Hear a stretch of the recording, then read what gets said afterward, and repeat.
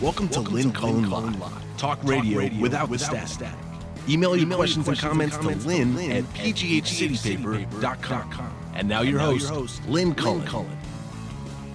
Yeah, that's moi. You do it. Sorry, I was having a coughing fit right before. I said hello. Hello. It's Friday, the 23rd. And it's my last day with you for 2.5 weeks, guys. Show will start up again July 13. Right, lucky 13. So, sorry about that. Summers are meant for. And, yeah, you won't be able to blame me for bringing you down by bringing you up to date. That's my job.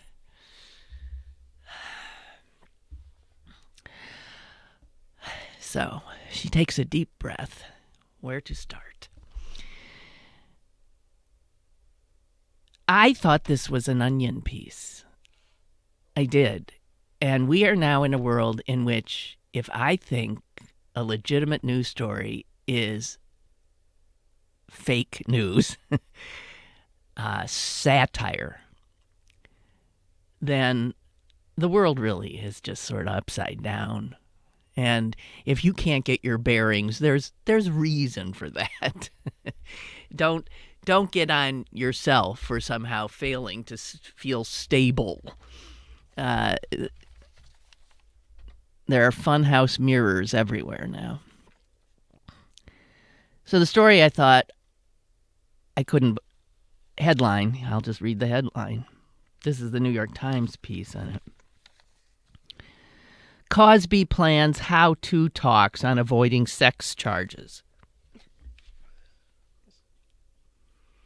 Now the reason I thought it was a joke is, first of all, how does he know how to avoid sex charges? He's got, 60 women accusing him? He could do seminars on how to attract sex charges. I mean, quite the opposite. The other thing I thought the minute I saw it, how-to talks on avoiding sex charges. I hope people aren't expected to pay because it's going to be a very quick little speech. Here's how you avoid sex charges. Don't rape anybody. It's that simple. Don't sexually assault people. Don't touch people who don't want you to touch them. Why is this something that people have to be taught by a serial abuser himself? Although, of course, he feels exonerated, sort of like a lot of people these days feel exonerated. Donald Trump feels exonerated. Doesn't take much. It does not take much. And if you were wondering how Cosby got off, finally, one of the jurors, anonymous, a Pittsburgh resident, we should all be proud, a male, has spoken up, but anonymously, to the Philadelphia Inquirer. And his words are, well, tell you why that's a hung jury.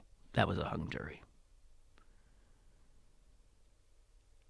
All this juror could talk about was how he did not find the accuser credible, and he did find Cosby credible. So right there, one of the reasons he didn't find her credible is that she went to Cosby's home with her midriff exposed and carrying incense. Now, if anyone needs to be schooled in how to avoid something, women should be schooled, I guess, in how to avoid being accused of asking to be raped, because apparently wearing something that exposes your midriff and carrying incense, well, that's like saying, hey, baby, I'm yours, apparently. He went on to say, quote, if she had been dressed properly and left the incense in the store. The incense was a gift she was bringing Cosby. Okay. And then this juror just flat out spit out Cosby's defense attorney's talking points. He said he really felt it was pretty clear that this woman was trying to get into a romantic relationship with this man who she thought could help her career. He said of Cosby, he was extremely honest. He admitted to things. Of the 60 or so women who have accused Cosby of sexual misconduct of one sort or another, this juror, one of our Pittsburgh own, said he thinks many of those women have fabricated their stories. Quote the juror, "This is ridiculous, unbelievable. I think more than half jumped on the bandwagon." This, he says, with no proof whatsoever. I doubt very much if he knows the stories of each and every one of those women. So here was a juror who was simply biased going in. And I can't imagine how a juror like this would ever have found anybody guilty of rape. He also felt sorry for Cosby and said, quote, he has paid dearly already. Well, there you have it. I mean, if you were wondering, there you go. We got Sissy White Liberal on the line. Sissy White Liberal, how you doing? Okay, how about yourself? You know, it's funny. I'm 56 years old a couple of weeks ago, and in all my years of thinking about women, it's never once crossed my mind, how do I avoid a rape charge? It's never once crossed my mind. And I have to tell you, like Woody Allen in, and this is probably, you know, it was in a movie, in Annie Hall, I've been thinking about girls since I was in kindergarten, and I've never once thought, how do I avoid a rape charge? So if you really are worried about that, you probably have a problem, I would suggest. There you go. But that's not why you called, is it? No, it's not. But, you know, since we're beating up on Bill Cosby, allow me to beat up on him from something he said in the 1990s politically. Bill Cosby is one of these special types of African Americans who loves to preach to other African Americans, and I've hated him for years, since I've been an adult mostly because he went out of his way to disparage African American males.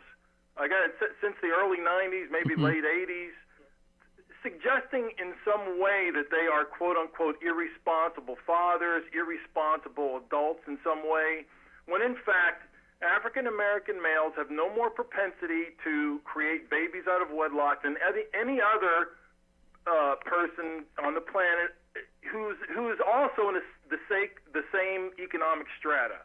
Which is to say, if you're a low-income white, you're just as likely to create babies out of wedlock as a low-income black or a low-income Hispanic or low-income fill in the blank with the ethnic group. So the idea that blacks have some type of cultural deviancy that's inherent to them, he's helped to foster that notion, and he's an asshole. Okay, so Let me just get that out of the way first of all. But the reason I called actually was about. Have you been watching Genius on National Geographic at all? Yeah, I have, somewhat haphazardly. I binge watched a whole bunch of them and then sort of found Einstein so unlikable that I started sort of not. The book would help you, I think. It's a movie, right? And Ron Howard's a great movie maker. I don't think there's any question about that. But he's involved in this project. And Ron Howard, like any movie maker, likes to create artificial protagonists in a lot of different ways. Sure. And that's no different. For example, the book very clearly points out that he was thrilled to get the patent office job. It paid almost twice as much as an academic job that he was seeking at the time. He was very good at it. As a bullshit detector, could you have a better person? No, than Einstein. Yeah. Patent office engineering clerk, right? This is what you would want. And it afforded him the time. He was not hounded by superiors to do his work like he said. Nobody subjected him to anything. But there's a lot of truth in what Ron Howard created. But the book is very good. And I guess the reason I was primarily calling is, the series just ended. But the idea of anti-Semitism and how far-reaching it is, it's still something that confuses me. As a kid, I remember my parents teaching me about anti-Semitism. I remember them teaching me about bigotry in general. And it confused me that African Americans and Jews weren't natural allies. It confused me that they weren't. Like, I just didn't understand why that wouldn't be the case, because they're both groups that have been discriminated against. Forever. So viciously, forever, right, exactly. Forever. And I just found it, kind of funny that, Einstein, one of his only lectures that he gave, he didn't give many lectures once he got here, other than those he gave at Princeton, but he went to Lincoln University, the first HBCU in the country. Historically black college, for those who, okay, just saying. Should have defined that. But anyway, he really, Einstein was very much, if you ever saw the movie, the very lighthearted movie IQ with Meg Ryan and Walter Matthau as Einstein, he was an awful lot like that type of person in many different ways. He was a complex human being. He had personal foibles. Certainly, we all do. But the final bit of that I would like to leave you with is what an absolute scumbag piece of dirt J. Edgar Hoover was. And that's not news to anybody that's listening to your show. I'm quite certain that people are kind of more and more finding out, the truth where that lies. But one little bit of the movie that I really enjoyed was when Einstein in the movie, and who knows if he said it in real life or not, talked about how the United States really enjoys, like most countries, the mythology behind the United States. This idea of one man, one vote, the idea that everybody gets a chance, the idea that you get to think independent thoughts without fear of reprisal, and how, it feels like we're moving further and further from that ideal every time you turn around. I mean, right. I'm not very sanguine about the future at all, whether it's rejection of obvious science where global warming and climate change is concerned, or watching MSNBC this morning, them talking about and nobody arguing about the benefits of the free marketplace when it comes to health care. It's like, you do realize how we got to where we were. There's an awful lot to do with the healthcare market that we created in this country. Look at the rest of the planet. The rest of the industrialized world doesn't do it this way, and their outcomes are much more favorable than ours. But we're not just generally headed in the right direction. Ever since Trump got elected, I've been trying to get involved with a couple different volunteer groups. There's one called the Coatesville Youth Initiative that has laudable goals behind it, but they seek out kids of lower means, lower income groups of academic promise. And my question to them and their management was, what are you doing about the kids that don't have academic promise? I'm just curious. They're like, what do you mean? I'm like, well, the kids with academic promise are probably going to end up okay. What about the ones who could have been middle managers in corporate America if they had the chance? What about the ones that could have been reasonable members of the community? So don't you feel a need to reach out to those kids? The kids that, quote unquote, selected bad parents. That's right. What the hell is going on with what we do? I mean, and this is a lot of why we are where we are today. Well, you talk know about what? It's like we believe in giving a leg up to people who already have a leg up. Yes. I mean, that's the whole point behind tax cuts for the rich. That was one of the things. Rand Paul was on MSNBC talking about tax cuts for the rich. The wealthiest pay the most. And I mean, nobody had the sense to say pay the most. How? Pay the most in absolute terms? Yes. Pay the most as a percentage of income that they make? No. Not even close. That is the whole rationale for the progressive federal income tax system, because most taxes and fees that citizens pay are regressive. They hit you harder the less money you make. Correct. Social Security is a big example of that, obviously, but nobody questioned that at all. And where are we headed? I mean, I don't know the answer to that. I'm not. My youngest just graduated. My oldest is doing quite well, but I'm not. I don't have any grandkids yet, but I fear for the future where they're all concerned. And I mean, we're not headed in a good direction. And but anyway, the final thing I'll say, your dad's generation, my dad's generation, the greatest generation, boy, they spawned the worst friggin' generation ever. The baby boomers have got to be the most disastrous generation on the planet. They're the selfish, most spoiled, most confused generation on the planet. They went to great public schools, had access to great public universities, right, and then go out and basically as voters have undermined the entire public wealth, public process that gave them the leg up that they got in the first stinking place. And you speak as a member of that generation. Yes. I am baby too. Boomer myself. Yeah. Yes, and then boy, a lot of us are walking around in a very, very confused state right now, I think, and just with an incredible lack of understanding. So, but anyway, so where are you going on vacation? Are you going anywhere? You going anywhere fun? I don't know. I hope so. Actually, I'm going to Israel. Oh, cool. Yeah. Cool. Yeah. One last thing I'll leave you with, where Einstein was concerned, that occurred to me is that Einstein was very much a non-religious person. Right. I mean, he used God as a metaphor for nature in general, but he when pushed against the wall, certainly embraced his Jewishness. An affiliation as a Jew, because Judaism, well, a Jew knows and learns very quickly. It's more than a religion, obviously, because the rest of the world has decided that.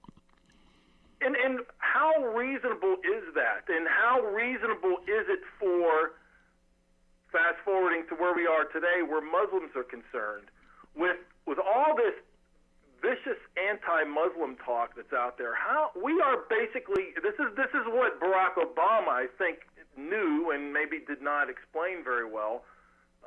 But when we talk about Muslims as being mostly all whatever, hateful, murders, blah, blah, blah, and there's a lot of that language around there. You've got those scurrilous creeps in New York City that were, that were anti-mosque. I mean, we helped to create ISIS. We helped to push the moderates into the radical camp. And it's an obvious mistake. And I'm not suggesting that about Eisenhower. Anti-Semitism is one of those things to me. Like, to me, looking at as a Gentile, I suppose, but I'm nothing really, is what I am. I consider myself an atheist. But Jews were almost, in many ways, the first educated culture of this planet. Why wouldn't you expect them to be a lot further along than everybody else? I don't understand why that's so confusing for so many people, So to be jealous of the status many have attained, well, there's dumb Jews, bad Jews, good Jews, but they're no different from anybody else. Getting back to, baby Bill Cosby, wrapping everything up in a nice package, I feel your anguish, pain, and confusion, and frustration, and all of it. I guess we should all just try to do what we can do, and that's my goal in life. I mean, I'm going to reach out to groups that I can, and everybody should try to do just affecting one person would be significant. Keep pushing things. Push things in a positive way in your own life, and you'll be doing something good. Yep. Thank you. Good to hear Have a good from you. vacation and enjoy Israel. Thank you. Actually, when I was in the Navy, just as a final thing, there were two countries where you felt most welcome as a U.S. serviceman: Israel and Germany, as a matter of fact, by far. Wow. By far. Not even, I wouldn't, that was always kind of fun. Haifa is where we always pulled into. That's a beautiful place, isn't it? Oh, God. Yeah, and the beaches in Tel Aviv obviously are beautiful, and not that I'm a beach person, but, it was fun. And like I said, the people were overtly warm and wonderful, so which I appreciated. So, Thank you. So yes, thank you for your good wishes and for being there. Thank you. Sissy White Liberal, by the way, for those of you who haven't known his history, is, first of all, the name is funny because he is muscle-bound. He is this handsome, strong, smart as blazes, veteran, nuclear sub, Navy. He was a professor, a teacher. He's something. And he also ran, threw his hat in the ring, and ran against Tim Murphy back in the day, trying to unseat Tim Murphy. And the Democrats didn't help him. The party did not help him a bit. Just saying. Chuck writes, my wife and I have been greatly enjoying the series Einstein 2. It's a fascinating mini-series, especially if you don't know much about him. Your earlier caller may be interested to know that he spoke at CMU, which was Mellon Institute at the time, and there are rare photos of him giving that same speech and standing in front of chalkboards which display his proof, E equals MC squared. Also, another very interesting miniseries for those looking for a summer binge is The Crown on Netflix. Yeah, a lot of people. Well, I'll finish up Einstein. We all need our distractions, and both of those are historical. So you're actually learning something while you're being entertained. Well, the elephant in the room, of course, is the rollout of this Senate Obamacare repeal, and it's as horrific as we had thought. And I think this is in a piece analyzing it, and they mince no words. It says, this bill's largest benefits go to the wealthiest Americans who have the most comfortable health care arrangements, and its biggest losses will fall to poorer Americans who rely on governmental support. Now, that's not opinion. That is fact. And how anyone could support that is beyond me. I simply throw up my hands in despair. They sat there, those white men, those white Republican men, and came up with something that'll make the rich richer and will make the poor poorer, sicker, and probably, in some cases, deader.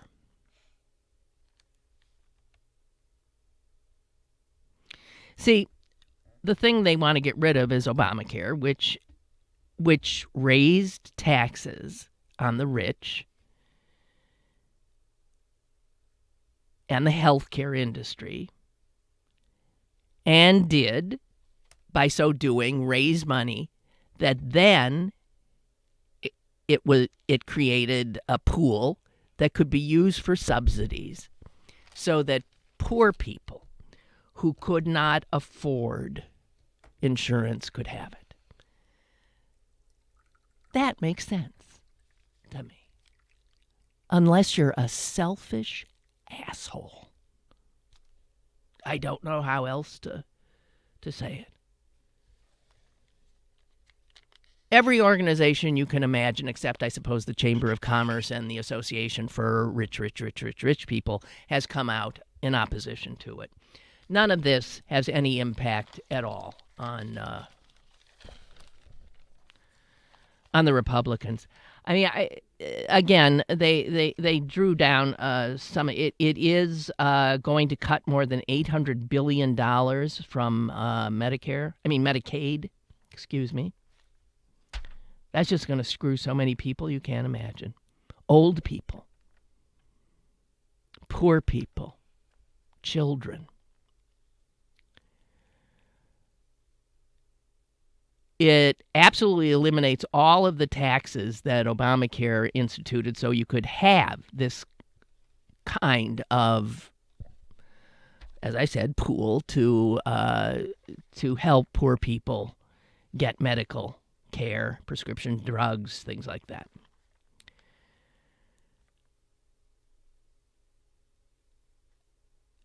Now, the subsidies, the Republican bill does say, okay, well, we'll keep those subsidies for people for 2 years. I don't know how they're paying for them.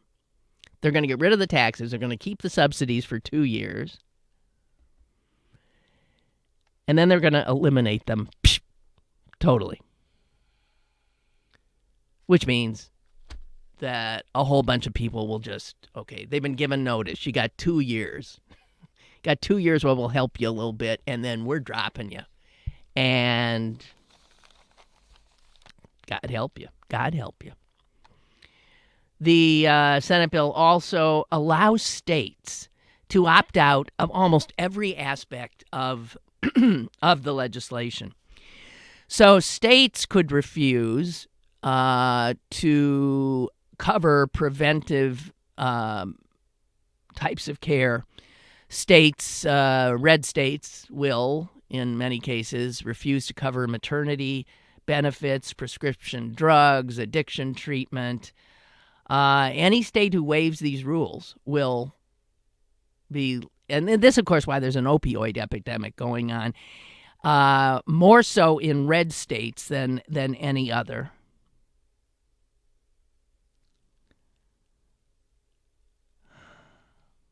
Limits on how much an insurance company must pay out to any one individual. Under Obamacare, those limits were lifted. They're back. States, again. Good old states' rights. The Senate bill allows insurers to charge older people 5 times as much. It eliminates all penalties that were in place. Eliminates all penalties for employers who do not abide by the law, and for all individuals that do not abide by the law. States would be free to get rid of the online marketplaces that help consumers compare plans.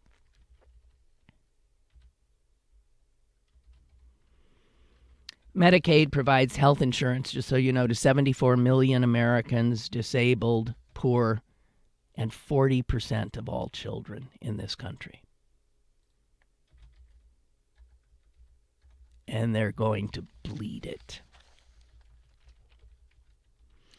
And it says here, because federal subsidies would decline, only a fraction of people buying their own insurance would enjoy the benefits of lower prices. And many middle-income Americans, many middle-income Americans will be expected to pay a larger share of their income to purchase health insurance that will cover a smaller share of their care. So the upshot is, under this wonderful bill, most people will pay more for less. And some people will be dropped altogether. And this is how Republicans govern.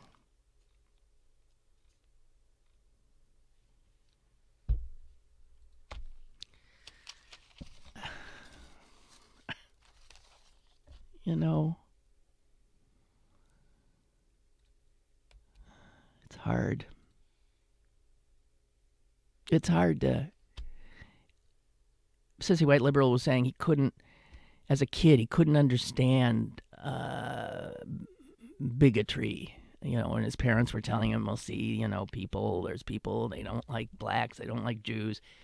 And he couldn't understand it. And because he's got a good heart. And I was a confused child too. I didn't get it either. And I grew up to be a confused adult. I don't get it. I still ask, what is wrong with so many people that they have this need to hate? It's just mind-boggling. Barbara says, do I remember correctly, did we meet Sissy White Liberal at the Pleasant Present get-together? That was a year before he threw his hat in the ring, I think. What year was that? You think I know? I don't even know what year it is now. I just said to Celine, how long have we been? I don't have any clue. I rely on people like you to say, you've been with City Paper now for 8 years. And I'll say, 8 years? You're kidding me. I thought it was 3. I have no idea. I don't know that I remember Sissy White Liberal being there. Anyway, thanks for your good wishes for my safe travel and that. And P.S., are you going to see Bernie Sanders tomorrow? No. Is he here? I didn't even know he was here. No. I'm packing tomorrow. I'm an anxious, nervous wreck tomorrow. I'm like, I don't travel well when I'm just, maybe going to Chicago, but, heading overseas is always more daunting. I worry about the electronic aspect of it. I worry, I don't know. Even the travel, it's a 14-hour plane ride. That's enough to make you crazy. And with all travel like this, you always arrive, it seems, at your destination when it's morning there. And you've been up for 14 hours sitting on some cramped damn airplane, trying to sleep but incapable of it. And then if you don't want to be totally out of whack the whole time, once you land, you got to stay awake. You got to do a full day there. So there's a lot of, that's all daunting stuff physically. It really is. And I always, having done it before and knowing how I'm not good at it, I always get a little anxious. But I'm looking forward to it. Israel is a fascinating place. I always tell everybody you're out of your mind if you don't get there at some point. Every place your foot falls is historic. It's just everywhere you turn. You can't be in that country that there's a reason everybody's fighting over it, right? I guess there's so much history there. But I will point out that Jewish history there goes back the farthest. And so it's just fascinating. It is fascinating. And I'll be seeing everything from where the Sermon on the Mount was to the Western Wall to I'm going over to Jordan for a few days, going to Petra, which is that amazing wonder of the world, that city that's literally carved out of stone. It's where Indiana Jones, I guess that movie was made. Whatever. Oh, he was at Pleasant Present. There you go. Yes, I was there, he says. And I was there with Clarence. So there you go. Barbara, you're remembering correctly. It shows how much I didn't remember you two being there. I didn't, those things. First of all, I have this memory that simply doesn't exist. It's frightening. The only reason I remember it at all is some people took pictures, and I have a picture. And I have a proclamation. I guess the city proclaimed it Lynn and Susan Day or something like that. So I have a proclamation of sorts that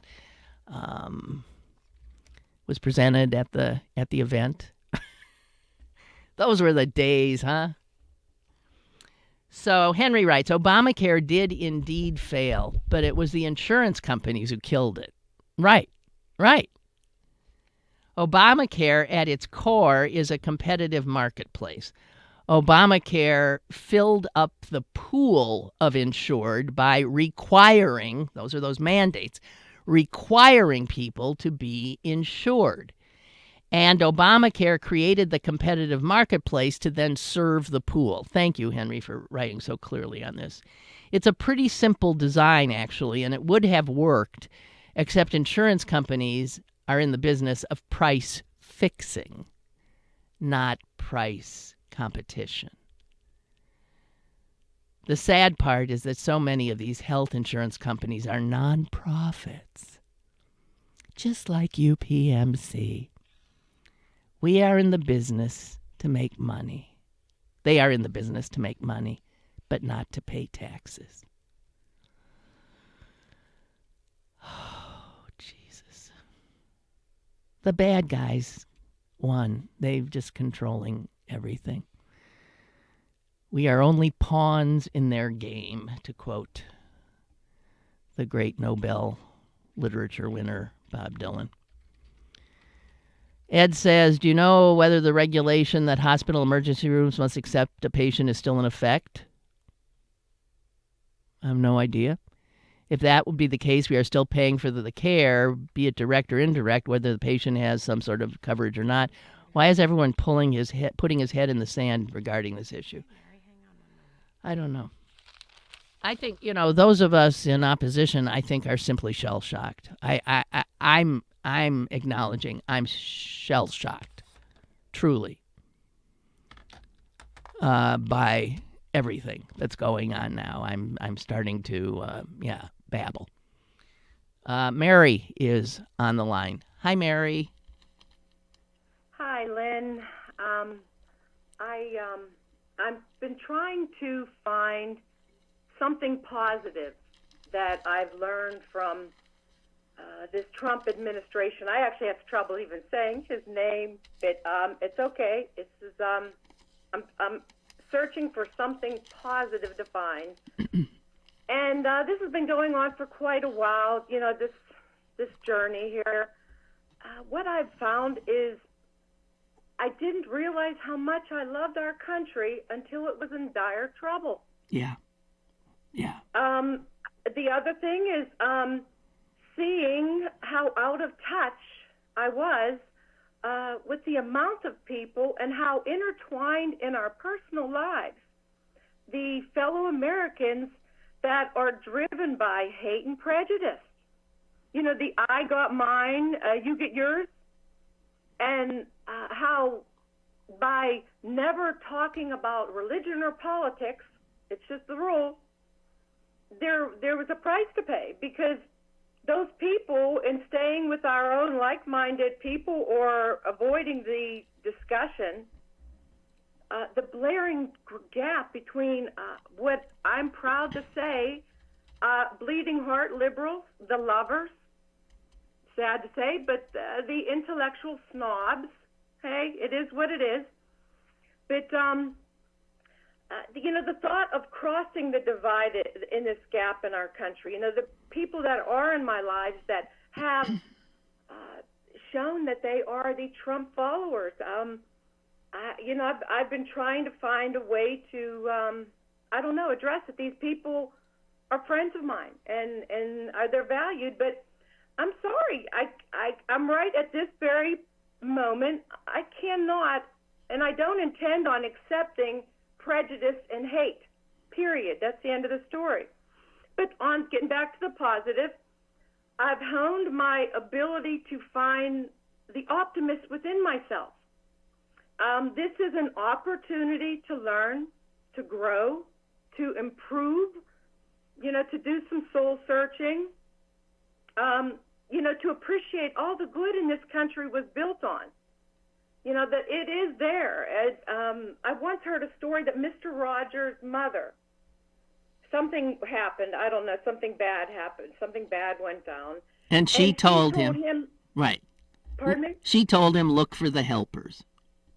Look at all the good people. And ta-da! And hey, maybe change is good despite the pain.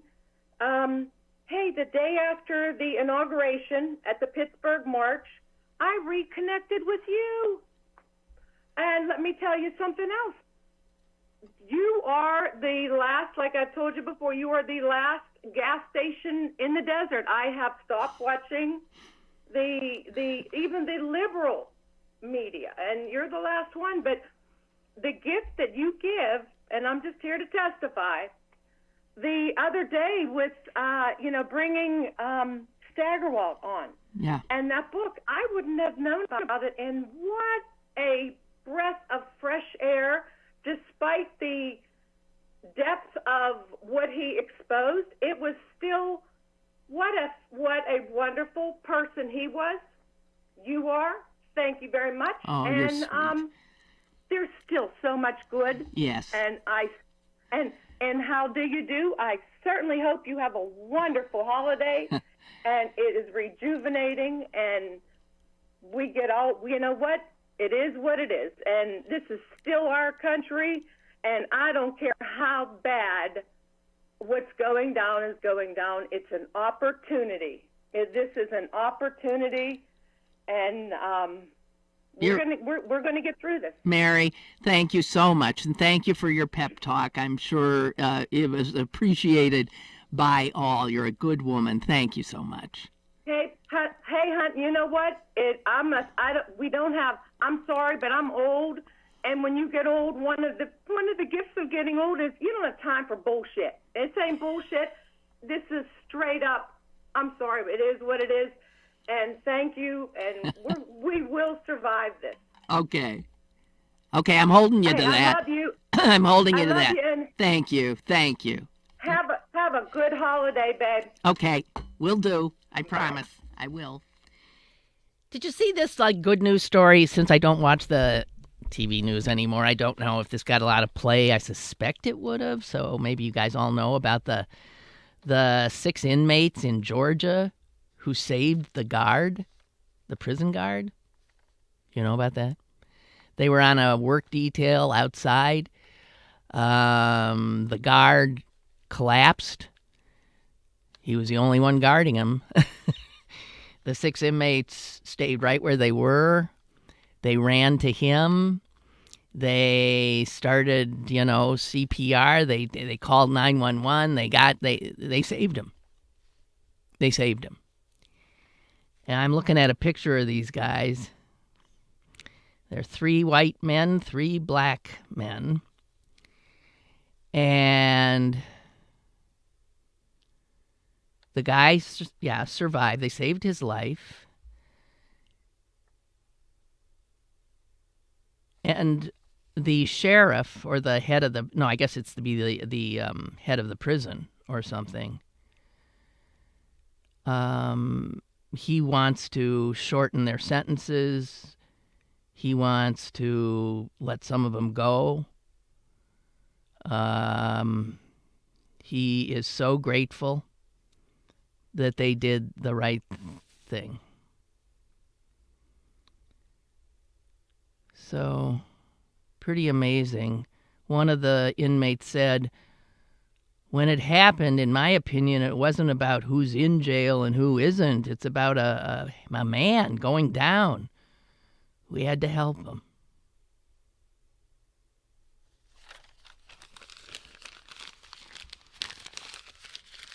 Just saying. And so the world is a crazy place. There's wonderful people in it. There's bad people in it. Many of them are in positions of incredible power.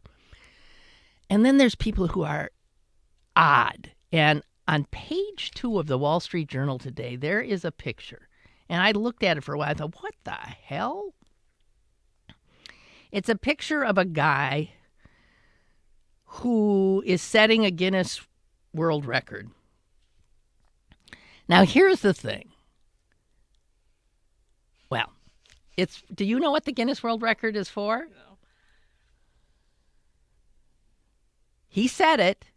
He got the record for the farthest distance walked balancing a powered lawnmower on his chin.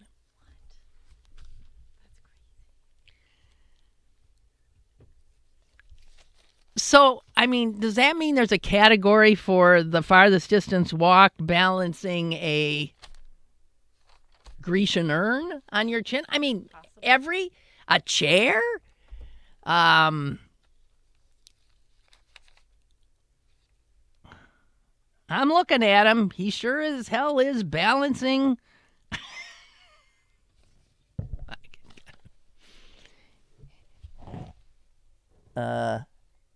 Yeah, whatever. He be balancing that thing. And he broke his own world record, since no one else in the entire world has bothered spending time perfecting the particular skill of balancing a powered lawnmower on their chin. But people come in all shapes and sizes. So the front page of the New York Times is one of those front pages where they all are these days, where if you look at it, you don't want to get out of bed. But so it's a lot of healthcare stuff. But there was one piece about these kids who have a terrible disease, a kind of muscular dystrophy, a rare kind of muscular dystrophy. They don't have long. They're probably going to live at most into their 20s. And everything just sort of collapses. They can't walk. They can't.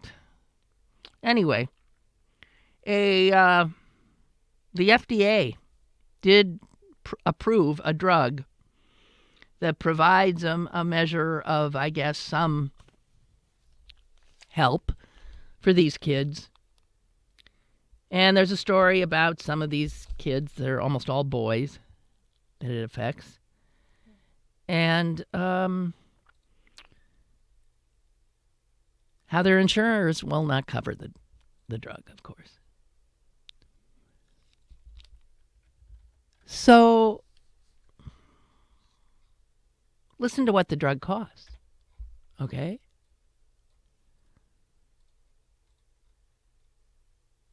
It costs more than $1 million a year.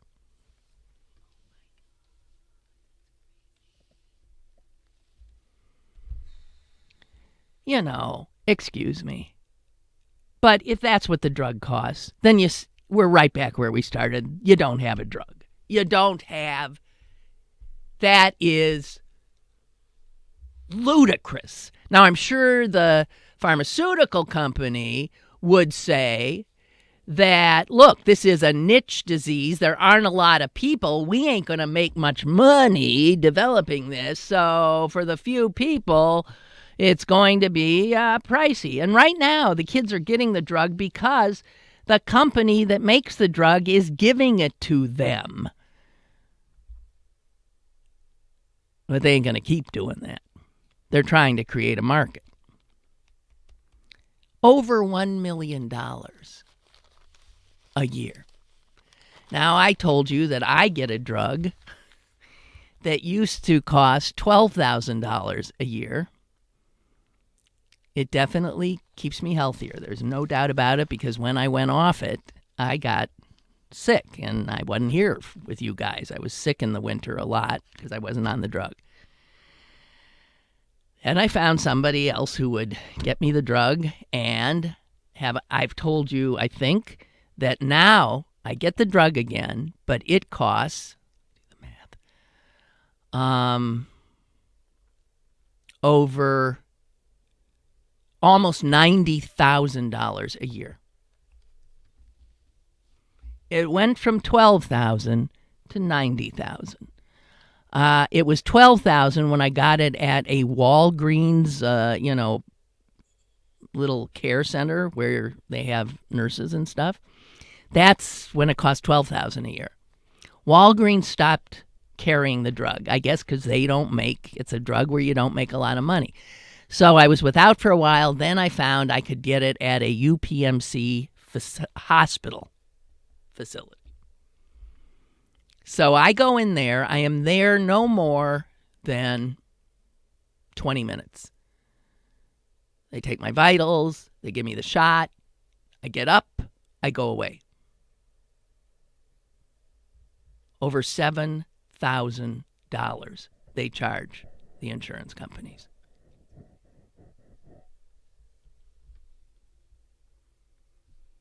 I need it once a month. If you don't think something's wrong, I mean seriously wrong, then I don't know what world you're living in. Okay.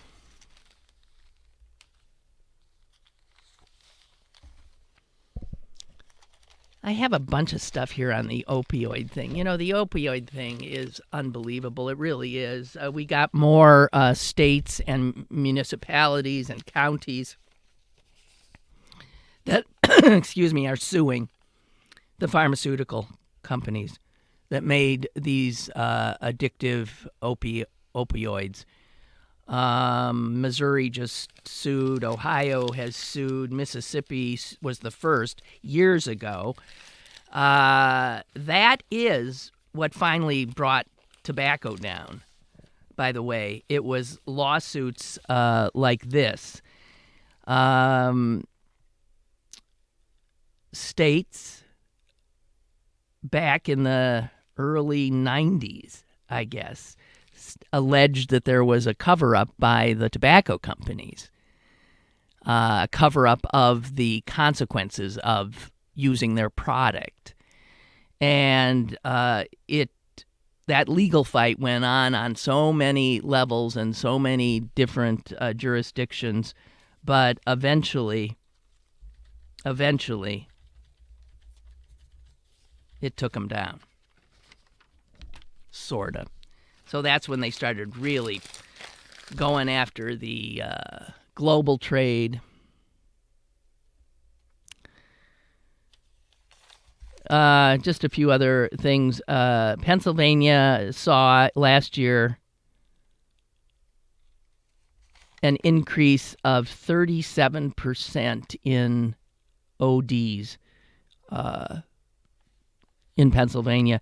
That is happening. More people, 4 times the number of people in Pennsylvania that were killed in car accidents died of overdoses. Almost all of them regarding, heroin or heroin-like drugs, and almost all because they became addicted because they had been prescribed OxyContin, Vicodin, whatever.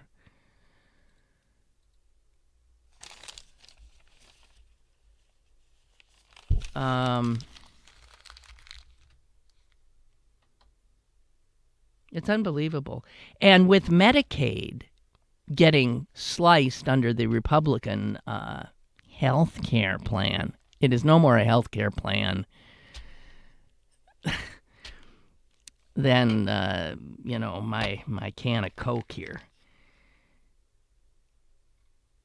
This is an epidemic that was created by the pharmaceutical companies in cahoots with the doctors. And somebody's going to end up paying a lot. People have already, by the thousands, paid with their lives. But if the federal government guts Medicaid, it could jeopardize the kind of rehab services that are available to thousands, hundreds of thousands of people that get it through Medicaid.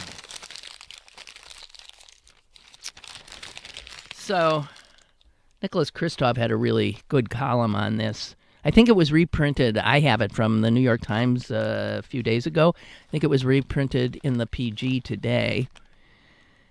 But he ticks down the numbers. About as many Americans are expected to die this year of drug overdoses as died in the Vietnam, Iraq, and Afghanistan wars combined.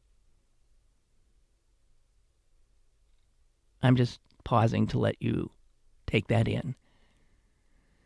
For more than 100 years, death rates have been dropping for Americans.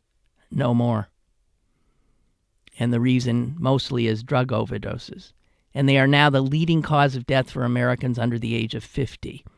It is without a doubt an epidemic. It is without a doubt a national health emergency. And there is no indication that it has in fact reached its peak.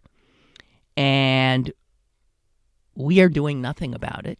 And this Republican joke of a health care measure will exacerbate it.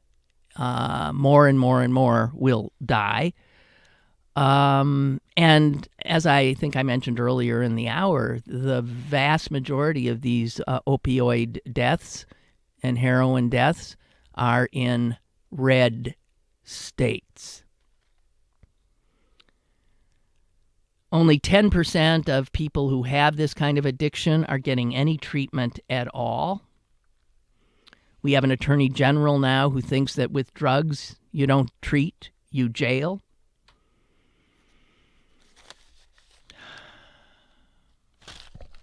Just saying, again, there are real issues to deal with.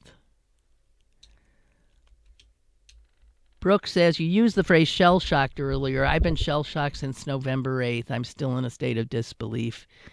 It was always my feeling that Republicans were the party of smaller government, smaller taxes, and less spending, none of which we're seeing.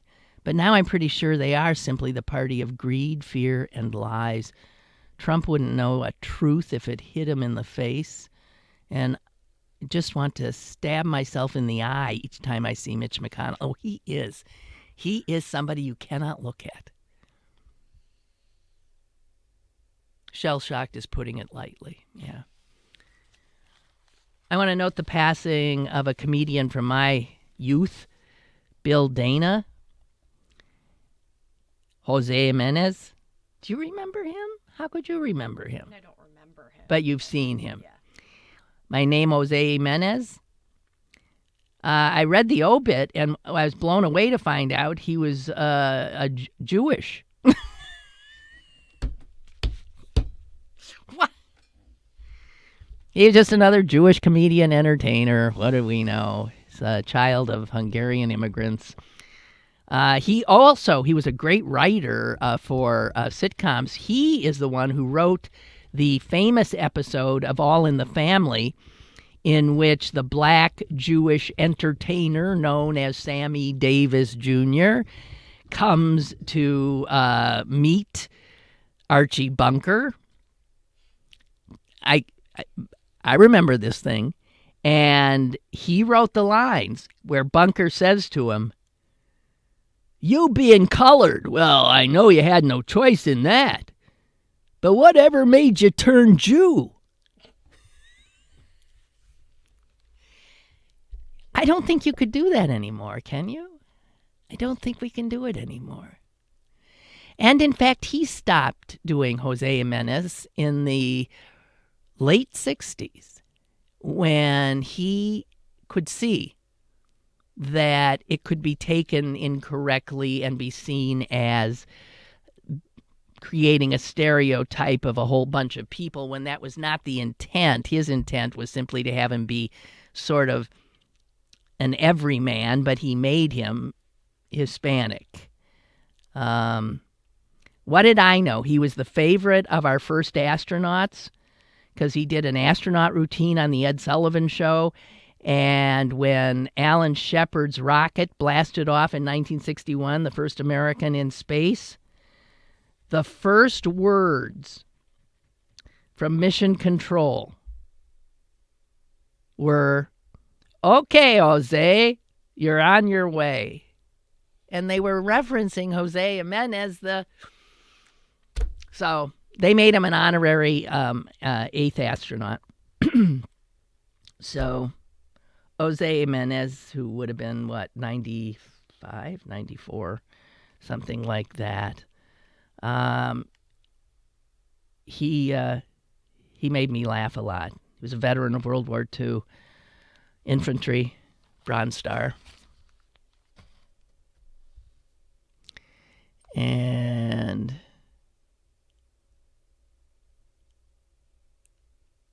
what? I'm out of time. Wait, I'm more than out of time. Oh, I don't want to go. See, I'm getting cold. I don't want to go. Okay, guys, I will go, and I will have a good time, and I will avoid all news. By the time I get back, this despicable law will either be a law, and Obamacare will be gone, or it won't be. And all kinds of other things will have happened, and I'll have to play some serious catch-up. But we'll be back on the 13th, okay? 13th of July. So I'll see you then. Put it down in your little calendars or on your, okay? I'll miss you. Bye.